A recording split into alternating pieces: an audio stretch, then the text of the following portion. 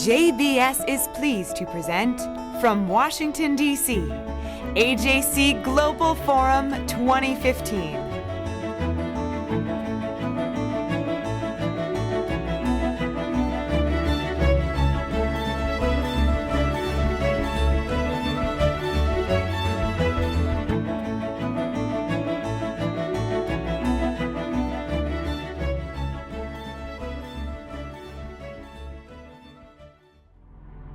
The struggle to find a permanent solution to the Israeli-Palestinian conflict has plagued the two peoples and absorbed the attention of the world for nearly 70 years. Many American and Israeli administrations have tried to forge peace in the Middle East. In the summer of 2013, Israeli-Palestinian peace talks resumed at the behest of Secretary of State John Kerry. The best way to truly ensure Israel's security is by ending the conflict with the Palestinians, by summoning the courage to achieve peace, and by reaching a negotiated resolution that results in two states for two peoples. A few months later, Israel made sacrifices for peace, including a 10-month settlement freeze. But in the spring of 2014, the peace process ground to a halt with the merger of Hamas and Fatah into a Palestinian unity government. This was soon followed by the kidnap and murder of 3 Israeli teenagers. And after Hamas launched thousands of rockets at Israel, putting millions of civilians in danger, the IDF responded with Operation Protective Edge. For some, there is no alternative to the two-state solution. The only way to keep the values of the State of Israel as a Jewish democratic state is to enter the negotiations room and end the conflict with the Palestinians in accordance to the idea of two states for two peoples. But for others, the two-state solution is a gamble that Israel can't afford. This is it. We're not giving up more land. That this approach has failed. We're not going to commit damage to ourselves because the world thinks that's the right thing to do. After the March elections, Prime Minister Netanyahu declared his vision. My position has not changed. I don't support a one-state solution. I don't believe that's a solution at all. I support the vision of two states for two peoples. From Syria to Iraq to Yemen, chaos has engulfed the Middle East, upending regimes, states, and the status quo, and making Israel's neighborhood more dangerous and more unstable than ever. Nearly 70 years after the UN Partition Plan first endorsed the creation of independent Arab and Jewish states, is the two-state solution still viable, or is it an illusion?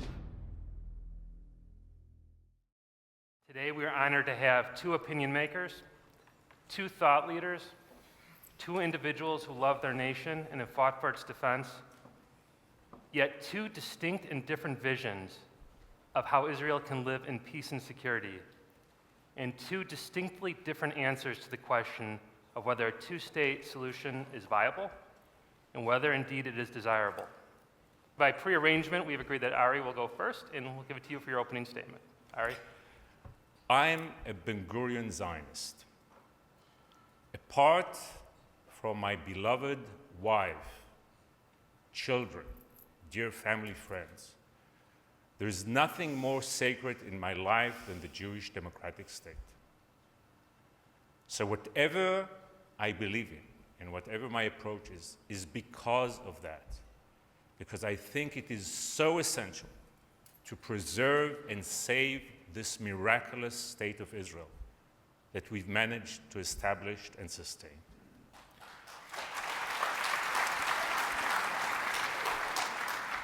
Now I shall begin. Before we address the two-state solution, I think we must address the alternative, the one-state solution. And I have 2 or 3 things to say about that. One, I wonder, how is it that I go around American campuses fighting BDS, which promotes a one-state solution, and then I go back home and find that half of the ministers in my government support a one-state solution? Our enemies, and Caroline rightly is so concerned about our enemies, they are not encouraging us to pull out now. Our enemies want a one-state solution, and they know why.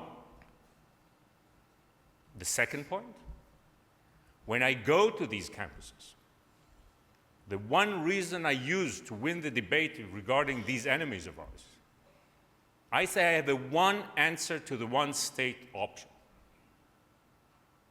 And the one-word answer is Syria. We tried the one-state solution in the Middle East. We put Sunnis, Alawites, and Druze in one country. What happened? As long as there was a strong dictator, it somehow worked. It wasn't Denmark, but it somehow worked. The moment he got weak, we are seeing the worst human catastrophe in our region, and the worst human catastrophe as we speak. And the world is helpless. So if this is what happens to Sunnis and Alawites and Druze in Syria, what would happen to Jews and Arabs in Israel with all the terrible conflict we went through, with all the differences, with all these multi-dimensional differences? The third argument is that in my mind, this endangers the Zionist project. What was Zionism all about? Having a massive Jewish majority, so we will have Jewish sovereignty within a democratic context. Throughout the years, we were minorities. Even in this great country, we are a minority. We wanted one place where we'd be so clear that we are a massive majority, with sovereignty in a democratic context. In my mind, the one-state option endangers, in the most dramatic way, the Zionist vision and the Zionist dream. But I'm not a starry-eyed peacenik. I knew, and I wrote about it for 20 years, that many of the attempts to bring a quick final status solution are flawed. It failed in 1993, it failed in 2000, it failed in 2008, it failed in 2004. So I asked my friends on the left to learn from this experience. You run into the wall once, you run into the wall twice. After 5 times you run into the wall, it's time to understand there is a wall there.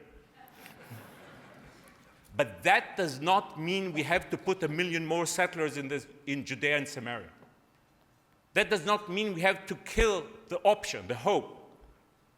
So what is my vision? I think we need a new creative approach. We Israelis are about thinking outside the box. What I believe in, because I know there isn't a two-state solution that can be implemented tomorrow. We need a two-state vision, two-state option, and two-state dynamics. Vision, because throughout our history, we were stronger, not only more just, when we were moderate and generous. We accepted the partition plan in 1937, that's why we won the terrible civil war of the 30s. We accepted the partition plan in 1947, that's why we won in 1948. We went to Bill Clinton's Camp David summit. We did not achieve peace there, but because of that, we had the credibility and legitimacy and the unity to win against the terrible suicide bombing of the Second Intifada. So we need the three: the vision, the two-state vision, the two-state option to keep that open, and we need the two-state dynamics. Now, what do I talk about when I talk about the two-state option? That's why settlement building beyond the barrier is so dangerous. Because it kills the possibility of doing anything in the past. I am not naive. I understand the danger. I want security, security, security. I think that settlement building beyond the blocks weakens Israel, doesn't strengthen Israel. So if we try a settlement freeze beyond the barrier, beyond the blocks, in my mind, we are not endangering ourselves in any way, but we are keeping the two-state option there. Thank you. Ari, if I could ask you. Wait, I still have even with your extra time. Oh, just last one, the two-state dynamics. Let's have a Marshall Plan for Gaza. Let's build Rawabis in the West Bank. Let's work with those constructive Palestinians on giving some future to our neighbors while controlling our destiny and maintaining our security. Thank you very much.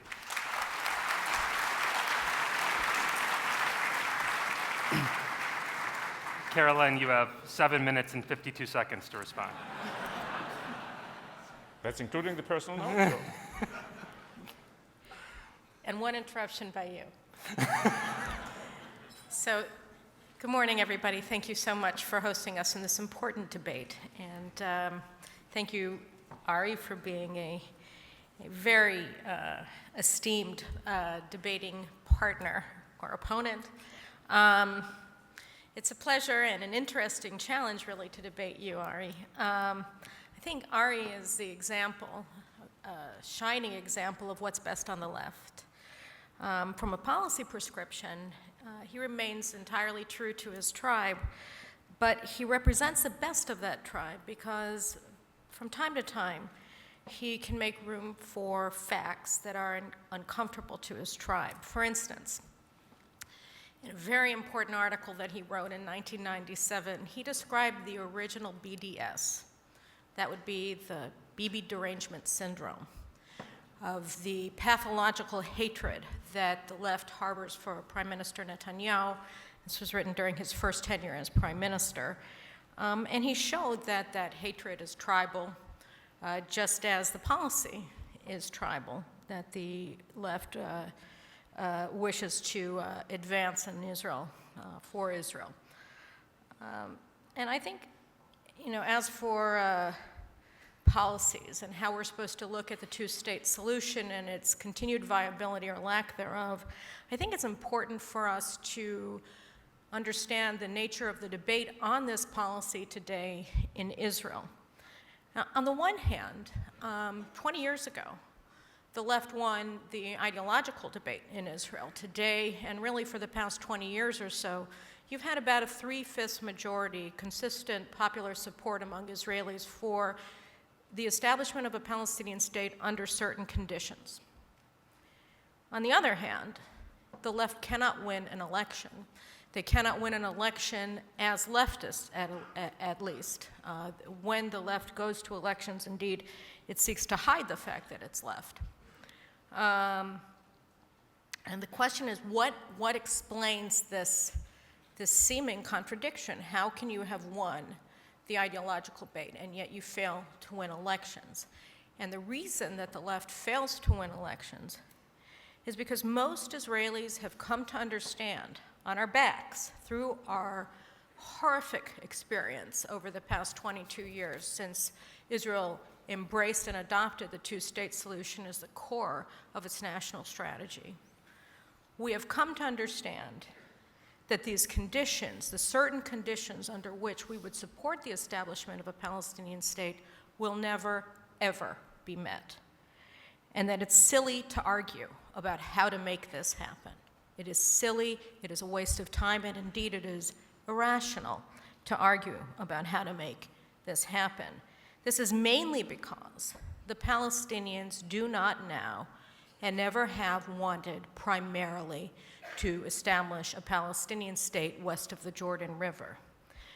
It is irrational to continue to discuss how to advance the two-state solution because the two-state solution is founded on the premise that the Palestinian conflict with Israel is about land, and it is not about land.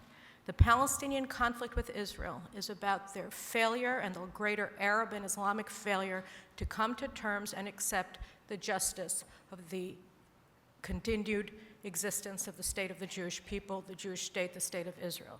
That is the core and the cause of the conflict, and that is why it is enduring, and that is why we will never reach a two-state solution in our lifetimes. So partitioning or questioning how to partition and under what conditions we should partition the land of Israel west of the Jordan River is similarly irrational. The real question that we ask in Israel, and that I think should become the question that guides our discussion about how to contend with the Palestinian conflict with Israel, is to take as a given, to understand that it is given that Israel will be at odds with the Palestinians for the foreseeable future. The question, the policy question that we should be considering at all levels of our societies is how should we manage the situation? How should we manage a situation that we cannot resolve through a peace accord based upon the partition of land, based on the assumption that the way to reach peace is to give away land? In my book, I make the case for matching our democracy with our security requirements by extending Israel's democratic rule of law, our liberal legal code, to Judea and Samaria. I argue this not because it will bring peace. I argue this because it is just and it is right. It reflects the rights of the Jewish people to the land of Israel and the justice of our state by extending our democracy throughout Judea and Samaria. It also shows that our democratic values go hand in hand with our security concerns. Moreover, and finally, it answers the existential question of how Israel is to handle the Palestinian security threat that will not disappear in our lifetimes. And because you took extra time, and I'm a woman, I will take less time. I'm done. Thank you.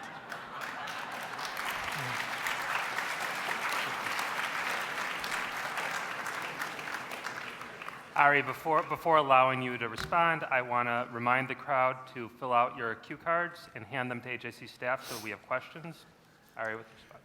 So first of all, I totally agree with Carolyn that the reason Israelis don't go for the moderate options is that the Israeli left and the international community have failed in producing a realistic peace concept that addresses the failure of the previous attempts and the chaos, violent chaos all around us.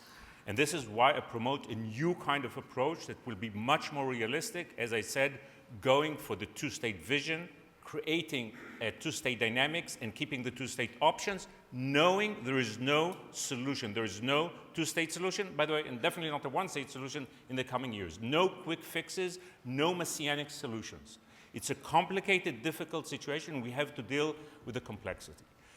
But if I may, I'd like to challenge the option that Carolyn is promoting. I have mainly two concerns. One is that if we go on for the one-state solution or option, we are endangering ourselves as Jews twice.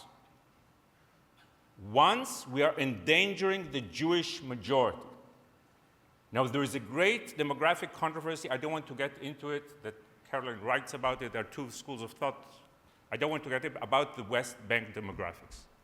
Let me speak about where we know the numbers. Israel itself, sovereign Israel. Right now, we are already down to a 75% Jewish majority in Israel.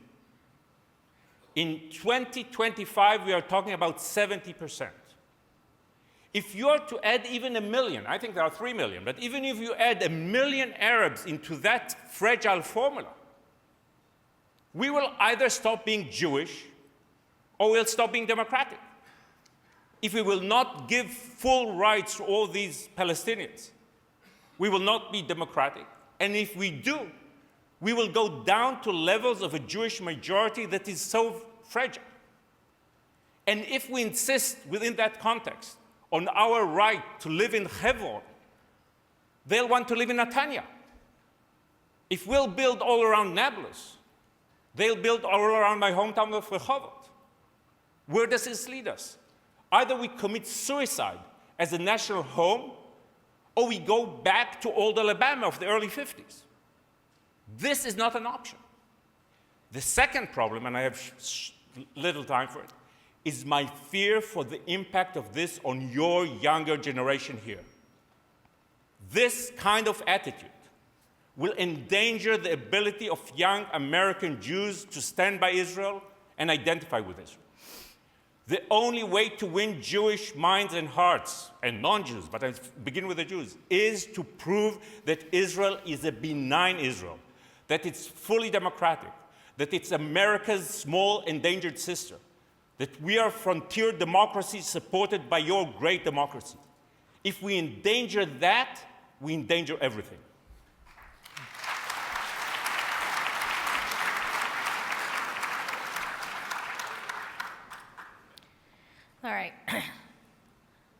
first of all, as a product of the American Jewish community, I think that you are vastly underestimating the ability of this community to understand what is good and right.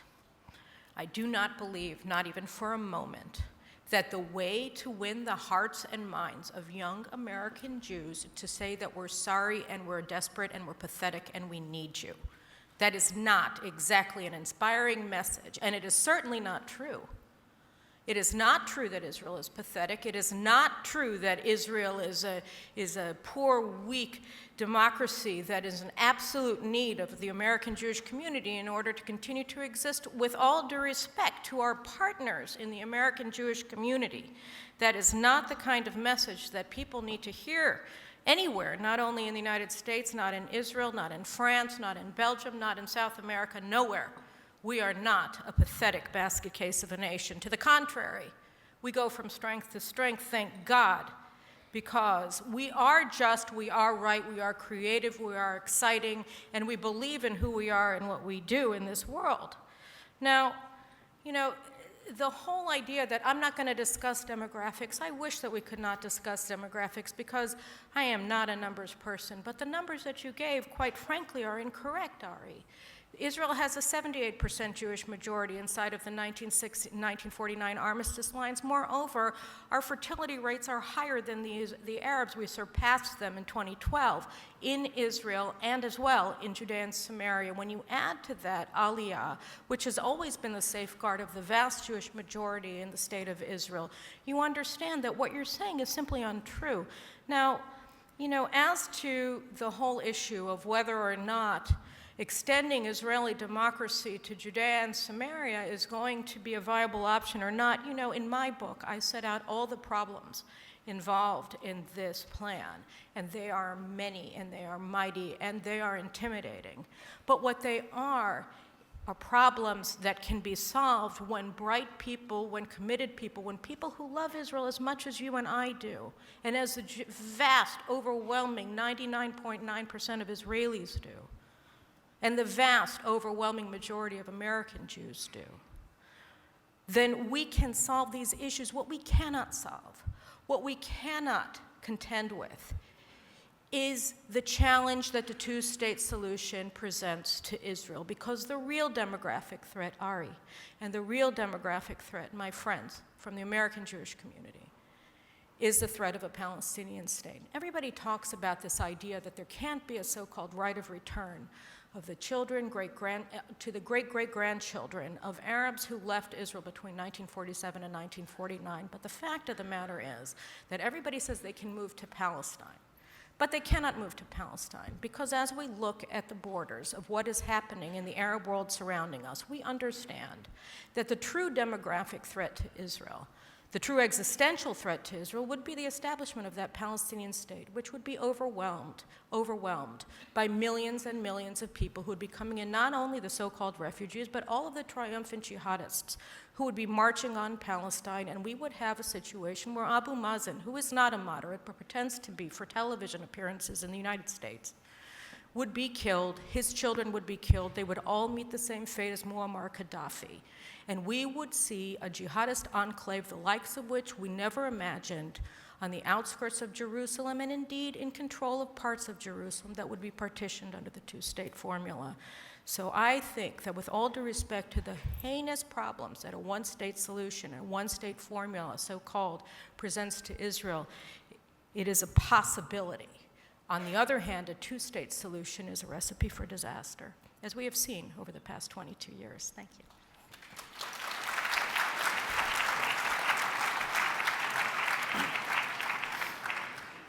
So first question, and before this debate began, we heard Prime Minister Netanyahu speak about his belief in a two-state solution, reaffirming that belief. Of course, we did not include the clip of him speaking before the election. Ari, do you believe that the Prime Minister does support a two-state solution? And if he doesn't, is that a possibility? The Netanyahu enigma is with us for 20 years. I've been following it closely myself, and I don't know if there is a clear solution there. I'll tell you what I thought. First of all, I I really appreciated what Prime Minister Netanyahu did in his Bar Ilan speech and in the fact that he agreed to a settlement freeze afterwards. And I think he does not get enough credit for both acts. It's not trivial for the leader of the Israeli right to accept the two-state idea in his own version and to go for a settlement freeze, something that was not done by any previous. So Netanyahu had his contribution again to do what I talk about, which is to capture the moral high ground. Zionism succeeded because we had a combination of realism and morality. We always understood we are a small, lonely people, and many people hate us. We are not China, we cannot do Tibet. We are not Russia, we cannot do the Ukraine. We have to act in a very sophisticated way. On the one hand, being tough, being strong. We will not survive in that region for a day if we are not very powerful. But our power has to be combined with morality. And what Netanyahu understood is that he has to do that and capture the moral high ground. I think he wasn't committed enough. Again, I don't think there was a possibility to reach. I think there was a mistake in going for the final status option. And I said it in real time. When Secretary Kerry came, and I admired his ambition, his idealism, his commitment, I said, this won't work. And I kept saying, I hope, I pray there is a secret team in a secret State Department cellar that is planning Plan B. Because it was so obvious that what happens is that the decent American comes into town, and the Israelis and Palestinians sing him the peace song he wants to hear. No one means it. I thought that the kind of practical approach would have been much more successful, and I wish Netanyahu would have gone for that. I don't think that within the leadership we have and the circumstances we have, we can have any new peace deal signed on the White House lawn. There will not be Nobel Prizes. But we have to go for the alternative approach. If rather than go to the diplomatic peace, we will try to bring water to Gaza, if we'll combine Israel's amazing water technology with Saudi money under American leadership, so we will prevent a terrible human catastrophe that might happen in Gaza in a few years when they don't have drinking water. Think how that will change the dynamics. We will be offering something positive. Water in the desert, in the Middle East. It'll be such a right kind of thing to do. And if in the West Bank we go to build this amazing city of Rawabi, the Fayyad spirit, this is something to work with. If we go into working more such projects, so the Palestinians go on a very long and gradual process of nation building, very slow, very cautious. It will take a long time. We have to be very cautious. It's trial and error all the time. We have to learn from all the mistakes in the past, including in Gaza. But to leave things as they are, with no Israeli initiative, with no hope, with not projecting anything positive, this endangers our unity, because if, God forbid, we will have to use force again, and we might, we don't have enough legitimacy now in the world, because settlements have caused such a damage to our fight, our just fight against centrifuges. It took so much energy out of the room, so much blood. If we go back to this Ben Gurion spirit that I talk about, which is to know where we are, to understand the conflict won't end, but to understand that we are Jews. We are Jews. We must have a real commitment to democracy and a search for peace, even when peace is not there. That kind of attitude will make us stronger, will make us more just, and will guarantee our future.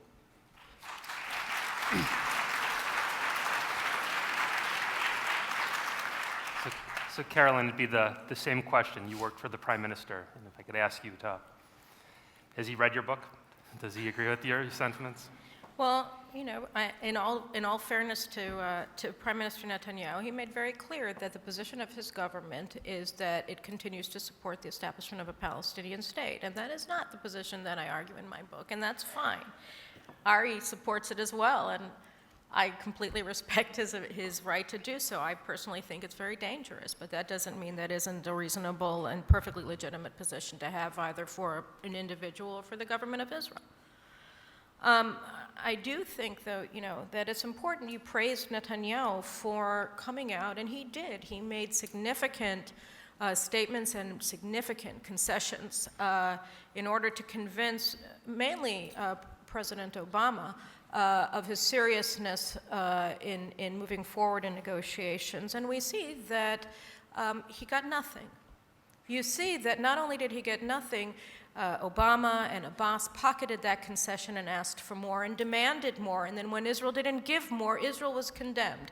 It doesn't matter that for the first 9.5 months of that vaunted settlement freeze, when Jews were denied our rights to property in an unbelievable slight and trampling, in fact, of our democratic rule of law, civil rights of Jews, property rights of Jews, because we're Jewish, were denied because we're Jewish in Jerusalem. Because we did that, we were supposed to be supported. We were supposed to show the entire international community, first and foremost, the United States of America, the truth and sincerity of our intentions and our desire for peace. And what did we get? 9 months of the 10 months freeze. Mahmoud Abbas refused to even sit down and negotiate. And when he finally came to the table, it was to try to squeeze out additional concessions. Which concessions does he consistently demand? That we release bloody, offensive, monstrous terrorists from prison. Terrorists who murdered our children. Terrorists who murdered our parents. Terrorists who murdered our husbands and wives from prison because they were murdered because they are Jews. That is what he demanded. He demanded that from us. And unfortunately, the Obama administration supported that demand. And then they blamed Israel for not being sincere in our desire to make peace because we said, finally, enough is enough. And we will not go through with a third tranche of prisoner releases of Israeli citizens of Arab ethnicity who murdered us because we are Jews. This we will not do. Because why? And we would have done it, but we didn't do it because Mahmoud Abbas refused to negotiate with us. He refused to make one concession. And still today we see,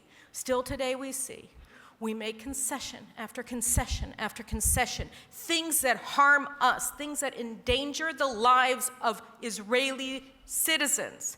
Releasing terrorists from prison causes the murder of additional Jews. And we know this. We have statistical data to show it. The recidivism rate of terrorists who we release from prison at the behest of the US government, in accordance with the demands of our supposed negotiating partners, the moderate Palestinian leadership. Jews have been killed. What is a Jewish life worth? Enough is enough. We never get credibility for showing our sincerity for peace. We get killed for showing our sincerity to peace.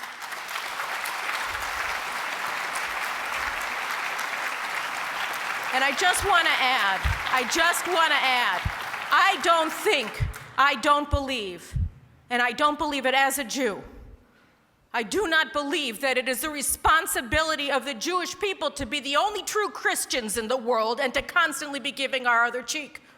I don't think that that is our responsibility. Our responsibility to our people and our responsibility to our future is to not give the other cheek. It's to say, excuse me, but you cheated me once. Shame on me. Shame on you. You cheat me twice. Shame on me. I have a responsibility. I have a responsibility to my people. My responsibility to my people is to secure our lives first and foremost, and then we can move out and see whether we can talk. But the entire two-state formula is based upon this notion that Israel is culpable, that Israel is guilty, that it's our fault there's no peace, when we're looking at people who are preaching to their children that they should murder ours, that they should murder our children. This is what they are preaching to their children. This is what they are teaching their children everywhere. And yet we're the ones who are supposed to be making concessions. I say no.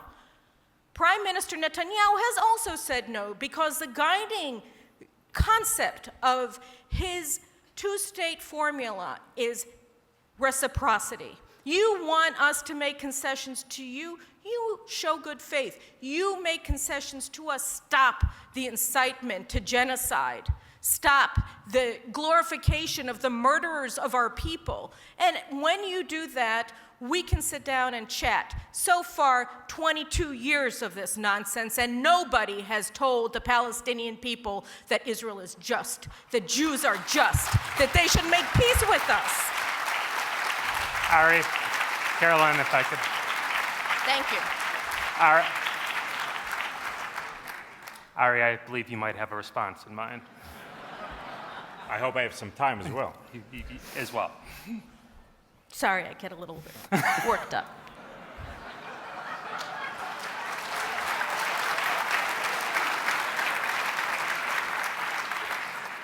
That's 10 more seconds for you, Ari. There.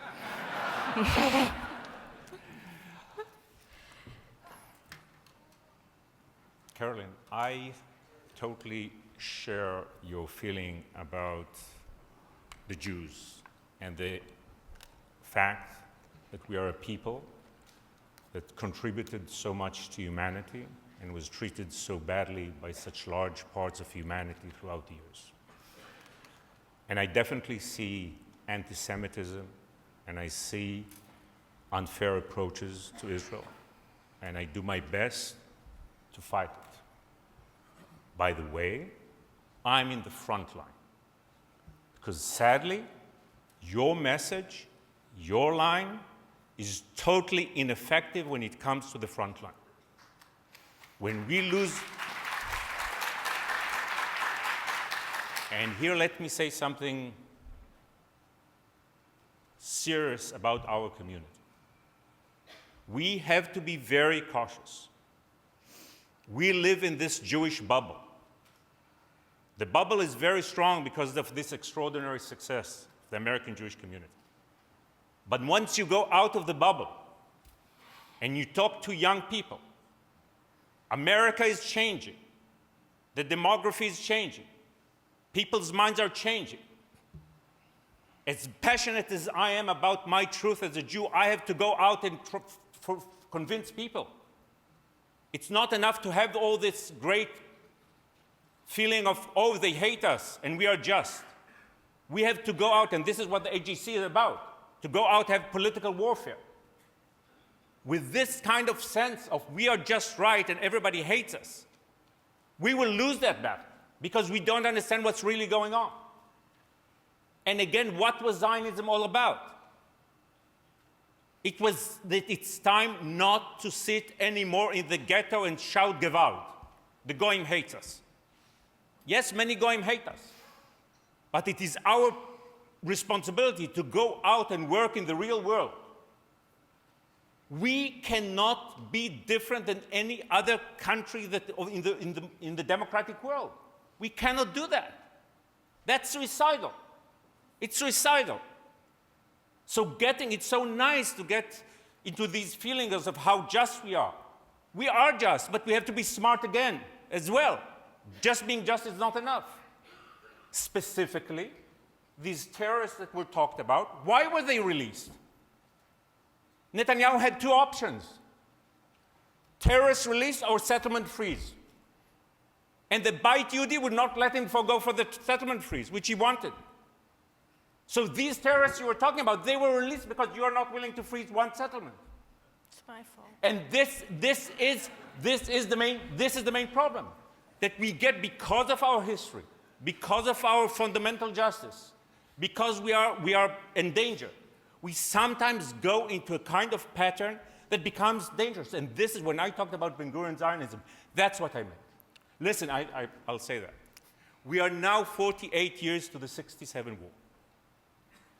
The 67 war was our greatest victory. Never before and never since were we so strong. That was from the 67 lines when we had less space, less of the land, but we had more unity, more determination, and we were able to defend ourselves in such a victorious way. 6 years later, we had our worst failure. We had so much land, but we were weaker. Land is important, but land is not the only component in national security. And the problem with this approach is that when you try to grab it all, you lose it all. That was what Ben Gurion was all about. You try to grab it all, you lose it all. We need land, and we have every right for the land. But we have to understand there are other people. We have to find a way to accommodate them, to respect them. If we don't respect them and find a way, a reasonable, realistic way, we are endangering ourselves in every way possible. And I'll say this again. The major fight now is how Israel is perceived among us and in the world. And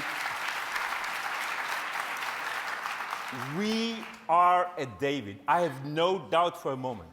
We are a David. But we have to speak like a David, think like a David, and act like a David. Rather than be perceived as a Goliath, and it's unjustified, but this is the way we feed the worst feelings against us. So we have to go back to being this fit, strong, realistic, and just David that we were. When I go around campuses, I say to people, don't forget, fundamentally, historically, we are the underdog. We are an underdog on steroids. This is our great success. But we have, if we ignore the fact that there are millions and millions of others, if we will jeopardize their rights, if we will not accept the fact that they need their own rights and liberty, we will endanger our own liberty, survival, and existence. Thank you.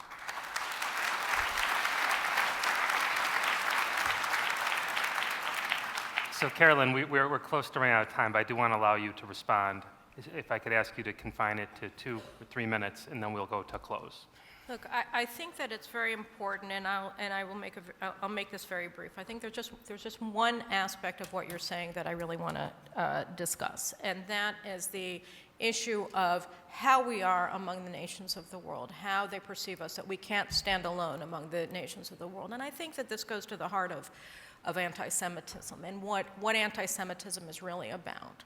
Because, you know, it was Professor Ruth Weiss who posited, and I think correctly, the notion that the ability of a democracy to withstand the tests of time, to retain its democratic character, is in many ways measured by the tolerance and the understanding and the acceptance that that democratic society has for Jews. That really the litmus test of whether or not a country's democratic rule of law is going to be able to survive is a function of how that society contends with their Jews, how that society looks at Jews, because we really are the most vulnerable people and have been for thousands of years. And so the issue of whether or not a democracy is vibrant is really directly correlated with the level of anti-Semitism in that society, or inversely directed. But we cannot, and a second point on anti-Semitism. I remember I had the privilege of interviewing Elie Wiesel back in, shortly after I joined the Jerusalem Post in 2002. And it was right around the time of Defensive Shield. In fact, my first column was the first week of that operation. And I interviewed him in Jerusalem, and there was, anti-Semitic riots, the likes of which we hadn't seen throughout Europe and indeed in the United States. And they were very frightening. And I said to Elie Wiesel, I asked him, I said, so what do you say? What do you say to the Jews of America and the diaspora that are, for the first time in their lives, having to deal with the fact that they're hated because they're Jewish, that they never experienced this as children? I know I was blessed to grow up in a time when anti-Semitism was still unacceptable outside of the back rooms in this country. And I said, what do you tell them? They're scared, they're confused, they don't know what to think. And Elie Wiesel responded to me, he said, they have to ensure the most important thing in fighting anti-Semitism is not to allow the anti-Semites to define us. We, the Jewish people, have always defined ourselves from the time we received the Ten Commandments. He said, we have always defined ourselves as the children of Abraham, Isaac, and Jacob. And we have to maintain our ability to define ourselves, because the moment that we give that right to define who we are and what we believe to our haters, they harm us. They weaken us. They make us less able to maintain and to continue on as Jews. And so the most important thing he said when we're dealing with this kind of internalized hatred of Israel and of Jews is for us to keep clear about who we are, what we stand for, and what we believe, and not to think that we have to change the way that we do things in order to make the haters happy, because we can't. We cannot reason people out of something that they weren't reasoned into. Anti-Semitism is fundamentally irrational because it ascribes to us positions and statements, and in Israel's case, actions that we never undertook. We are not persecuting the Palestinians. We are not denying them their rights. Since 1996, 98% of the Palestinians have lived under Palestinian control, not under Israeli control. And when we say to ourselves that we are guilty of the projected guilt that they place on us, when in fact that guilt is in the hands of the Palestinian Authority, the bloody, authoritarian, rule of law destroying Palestinian Authority, we are in fact allowing anti-Semites to describe us and to tell us who we are, and I truly believe that that's dangerous and it's wrong. It's wrong to us, and it's wrong to trying to put together a policy for contending with it. Thank you.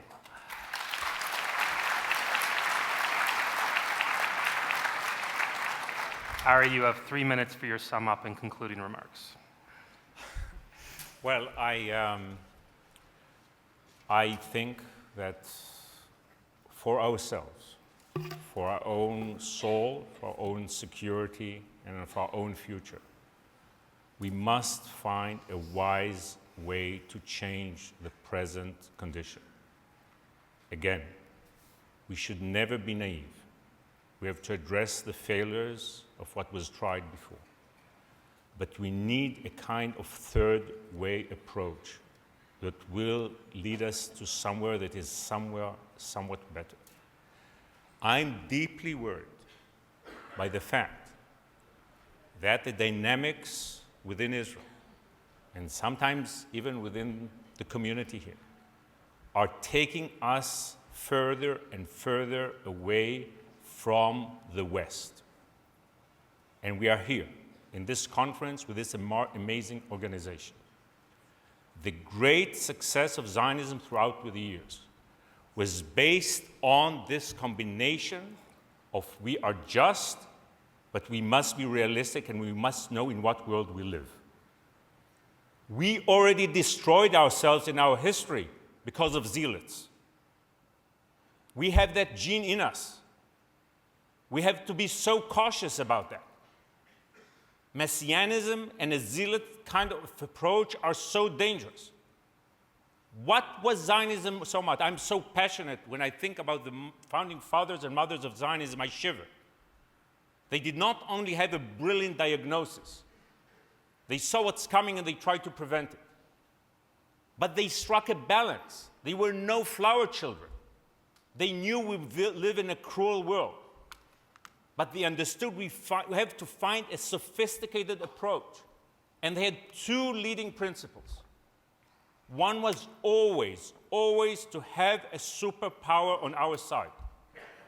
First it was the British, then the French, and then this great, great alliance with the United States of America, for which I'm so full of gratitude. And when I heard the way some people talked about Secretary Lew the other day, one of Israel's greatest friends, this kind of dangerous approach among our community, not having enough gratitude, not having enough respect. We cannot survive a day without America, with all due respect to our heroism. And America is a democracy, and the alliance is based on shared values.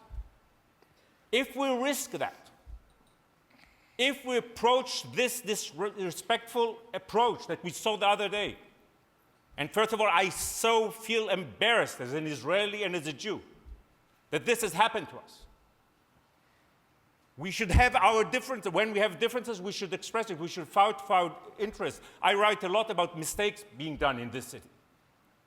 But with respect, with gratitude, if we endorse a kind of arrogant approach as if there are no other people, no Palestinians, no progressive Americans, no Afro-Americans, no Latino Americans, no young Americans, we are endangering ourselves. There is nothing more dangerous. Believe me, we will deal with all the threats of the Middle East. We are strong, we are sophisticated, we are innovative. We will deal with that. But if we lose, if we erode this alliance with the West, now that has to do with the other principle. The other principle was that always capture the moral high ground. Ben-Gurion was as tough as nail when it came to war. But he always understood that we must have the credit. We must reach out to peace even when peace is not there. If we will go the other way, and we will find ourselves on the wrong side of history, we are endangering this amazing achievement of putting ourselves in history again. So let's remember who we are. Let's remember how dangerous it is out there. Let's remember our values, our legacy, the Tikkun Olam dimension, the universal tribe dimension.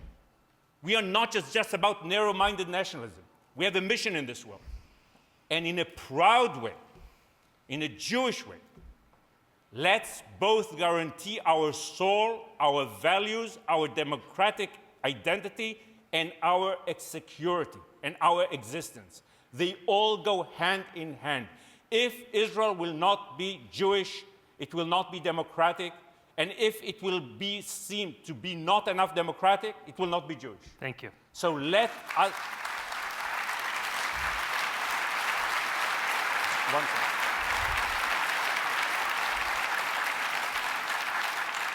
Before it's too late, let us save ourselves, build ourselves, and guarantee ourselves the glorious future we should and can have. Thank you.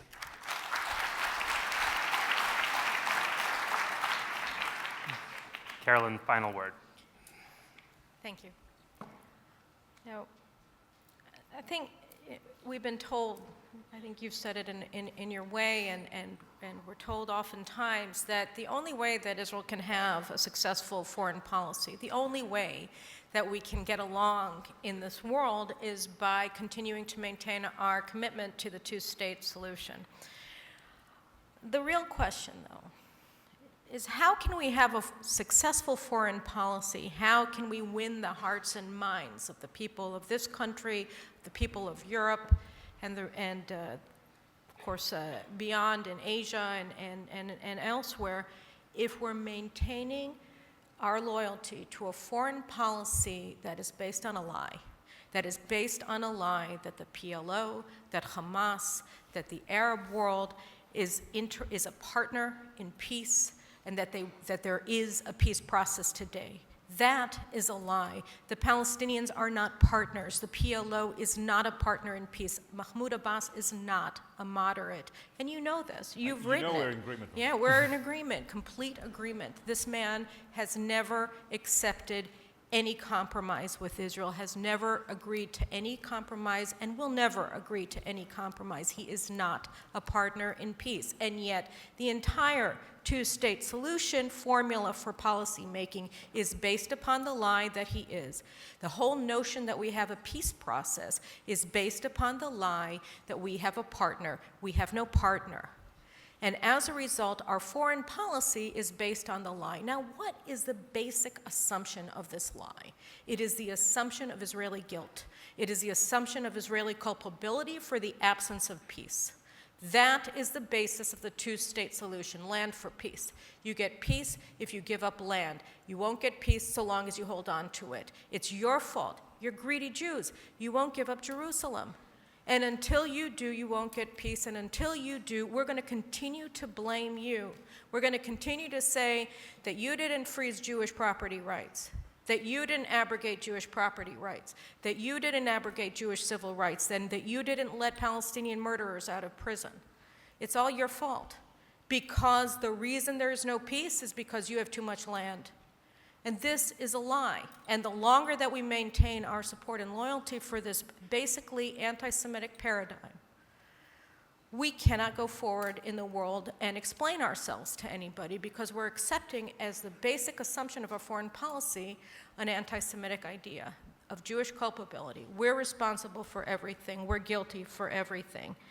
And you know what? We confuse then, as a result, people's ignorance with values, right? Secretary of State John Kerry made several comments over the past year when his attempt to draw water from a rock and make peace with somebody who has no interest in peace with Israel. He said Israelis are too wealthy, we're too successful, we don't have a sense of urgency about the peace process. We had Martin Indyk telling us just last week on Israeli television that you, the Israeli people, are irrational because we don't move forward with peace. And really what we see here, and even comments by Ari today about our need to show our justness and our morality and our willingness to compromise in order to win hearts and minds. You know, this is one of the terrible things that the left has done, that they try to repackage to their audiences the audience's ignorance of facts with some sort of moral failure on the part of the Israeli people, that we don't want peace enough. You know, when we say that the Palestinians aren't peace partners, when we say that Mahmoud Abbas is not a moderate and that he's not interested in making peace with Israel and that Saeb Erekat is a serial liar, we're not saying it because we don't want peace. We're saying it because we're making a factual observation. We are observing facts, and we live in reality in Israel. We live in reality and we die by reality, and we have to deal with it, and it's an insult.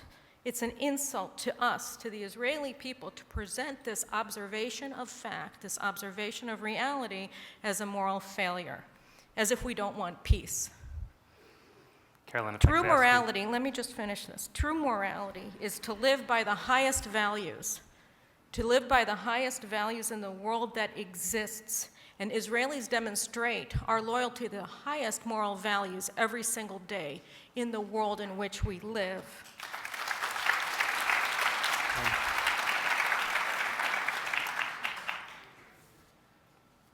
Thank you. Thank you both for your passion. Thank you.